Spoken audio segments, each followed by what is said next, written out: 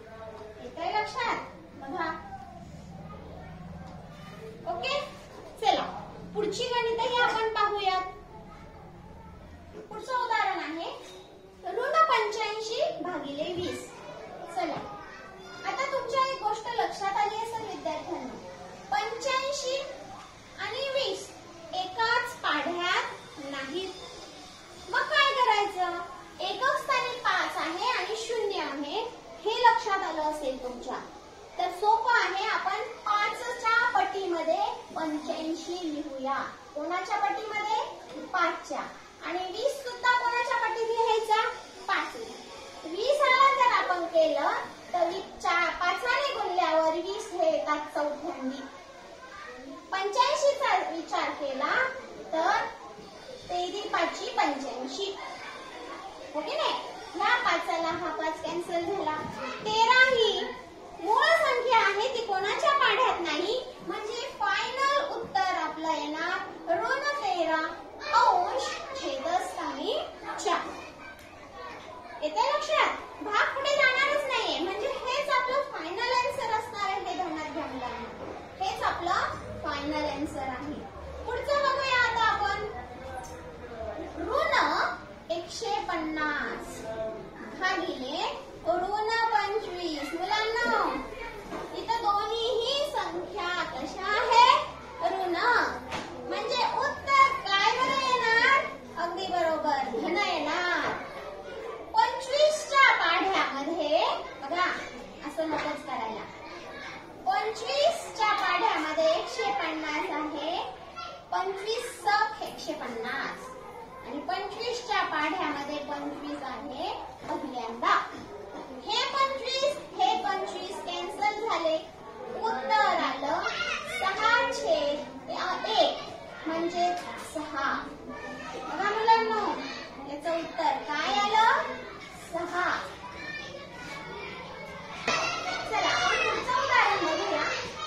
100 भागिले आहे 60. ह्या दोनही संख्या 10च्या पटीत आहे, 10च्या टेबलमध्ये आहे, 10च्या पाढ्यात आहे. दोन्ही संख्या धन आहे, येणारं उत्तर सुद्धा धनच येणार.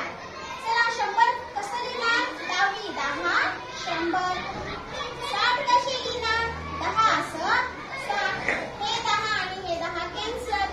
उरलं कोण? 10 अंश छेद 6. तुमच्या एक गोष्ट लक्षात आली असेल, 10 आणि 6 हे 2च्या पटीत आहे, हो की नाही? 5 गुणिले 2 आणि 3 गुणिले 2. 2ला 2 कॅन्सल. खाली उरला 5 अंश छेद 3. म्हणजे उत्तर आलं आपलं 5 अंश छेदस्थानी 3. ओके, पुढचं उदाहरण लगेच सोडवूया आपण. पुढचं उदाहरण काय आहे?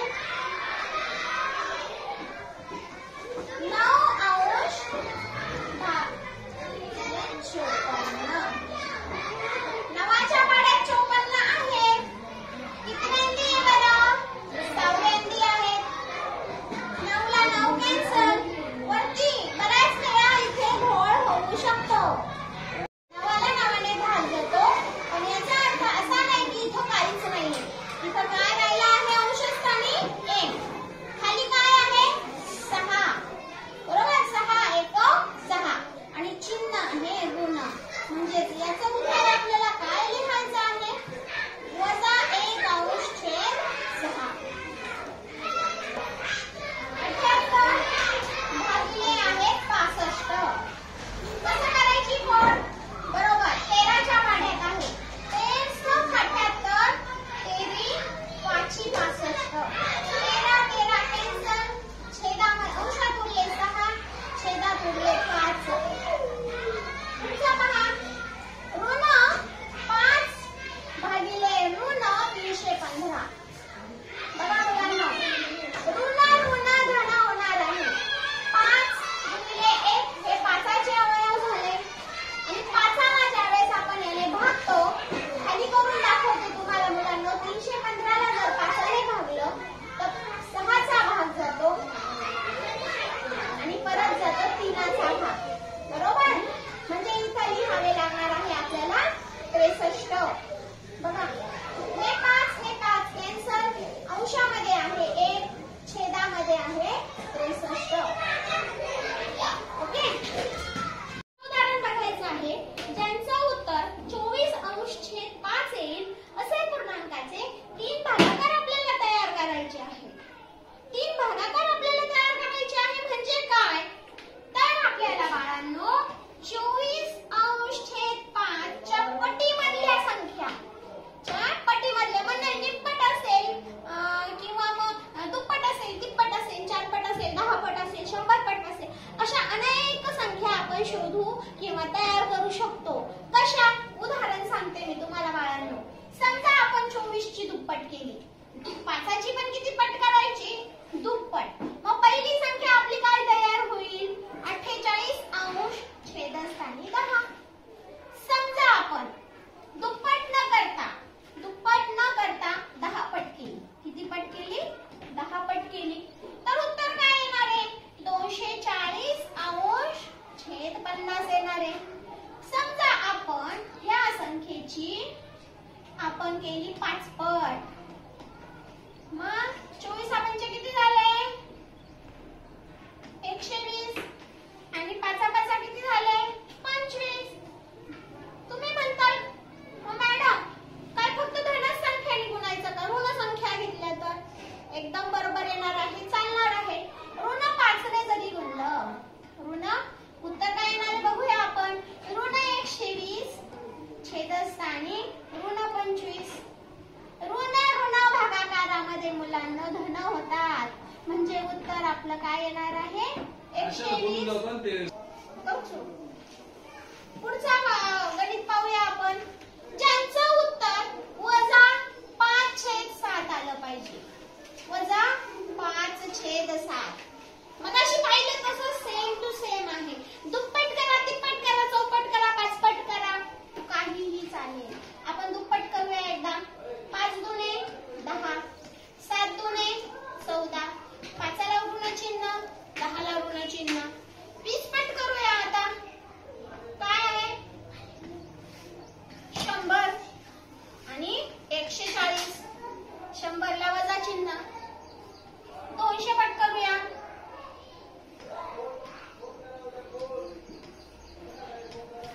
बघा समजलं असेल तुम्हाला.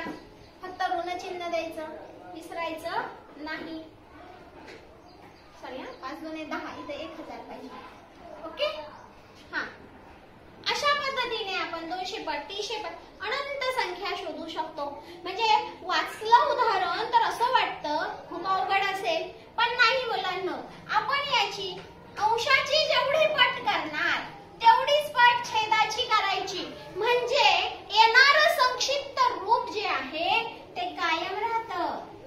जसं 5×15, 5×15 वजा चिन्ह द्यावे लागेल कारण 5 वजा आहे.